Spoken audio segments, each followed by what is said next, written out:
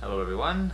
Today I'd like to talk about Zoe Whittall's brand new and killer long-listed novel, The Best Kind of People. This is an incredibly timely and compulsively readable novel, and I'd like to thank my pals at House of Anansi for sending it my way and to read.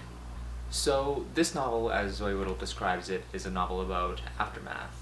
Not long after the opening of the novel, George Woodbury, who is a beloved teacher, father, and husband, is arrested on multiple counts of sexual misconduct and attempted rape, which is something that catapults the whole community into feelings of shock and disbelief and hurt. So the novel focuses mainly on Sadie, who is George's daughter, and Joan, his wife, and it sort of follows them as they attempt to sift through the rubble of their lives and come to some sort of peace or make some sort of sense over these allegations and of George's arrest. So these two are trying to reconcile the George that they knew in their lives with somebody who could carry out these crimes.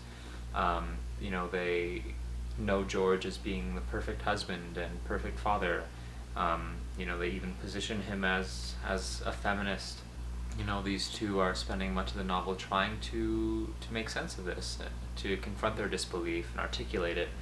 Sadie says, "I would never have suspected him of even cheating on my mother. He has always been an example of one of the good guys. Like," she started counting things off on her fingers. 1, he's pro-choice. 2, he donates to the local women's shelter every single year. 3, he's been giving me the girls can be whatever they want to be speech since grade 1. She was sitting up now, shouting and using her hands for emphasis. He taught me how to defend myself against an attacker.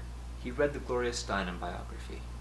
And I think what this passage and what this novel is doing, and it's really interesting, is letting us know that even though there are men who would position themselves as feminists or appear to subscribe to those politics, still have the potential to be abusers.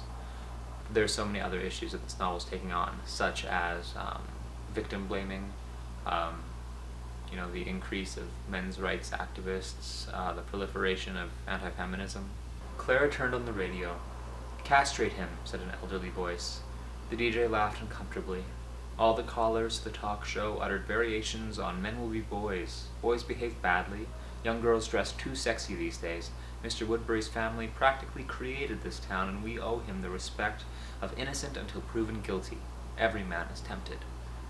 The latter opinion was something that would have provoked Joan to rant a couple days ago, condoning the lack of responsibility men assume for their behavior.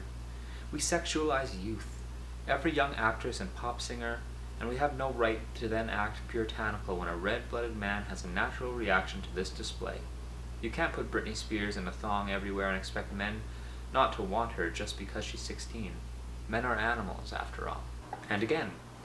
After a few moments, Clara read aloud from an editorial published in that morning's paper, written by a group calling itself Citizens in Defense of George Woodbury. While we can't know for certain, we can speculate, based on witnessed past behavior on the part of Avalon girls while on school trips, that there is often contraband alcohol consumption and subsequent bad behavior. According to one teacher, chaperoning the senior trip in question, single-sex dorms were deemed co-ed once the chaperones had gone to bed. Many girls confessed to waking up ashamed of their behavior, and one can easily speculate that some sought out a way to abdicate responsibilities for their actions, many of which they have little to no memory of except for what is caught on camera phones. Let us all remember that 6 students were suspended and 3 expelled when video footage of the trip was anonymously posted online, and none of the footage contained anything involving Mr. Woodbury. It is clear to us that Mr. Woodbury, who has never before been anything but a well-respected role model, going back to the day he literally saved the school from an armed gunman, is being framed by a group of girls unwilling to look at their role in their own decisions had, in a weekend trip, gone awry. We have led our girls astray in our pornified culture, and we should go back to the days of propriety and self-respect, something our young women so sorely need. Clara's voice was thick with sarcasm. I can't believe the paper actually printed this disgusting, archaic, victim-blaming letter. So not only is The Best Kind of People doing this really interesting work talking about sexual violence and victim blaming, but I think that it's also doing really interesting things on the level of perspective and narration. So it's been noted that we're given access to the interior lives of some of the Woodburys, Sadie, Joan, Sadie's brother Andrew, but not of George. And the novel lets us know this right away. But nothing, not even a revolving camera of omniscience, a floating momentary opportunity to narrate, would allow anyone to truly understand the truth about George. So this exercise in characterological autonomy, that George's life is a place we can't access all the time, that his body isn't one that we can follow, is beautifully rendered in that quote. So it's posing a lot of questions that I cannot wait to unpack. I haven't had the opportunity yet to really think deeply about it, but I feel like these ideas really complement what's going on in the novel in terms of story, and it was a real pleasure to read a novel that gave me room to think about things like this. So this is everything I look for in a novel. It's really populated by really nuanced characters. It's incredibly readable. It's dealing with these really important issues. I loved reading it. So I've been a fan of Zoe Whittall's work for a while now, and this only really solidified that even more. It was a fantastic book to read, and I really urge you to check it out.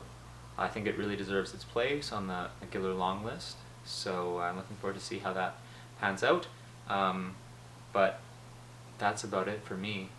So please let me know down below if you have read it, if you're interested in reading it, what you think about what's going on in the novel. Just let me know.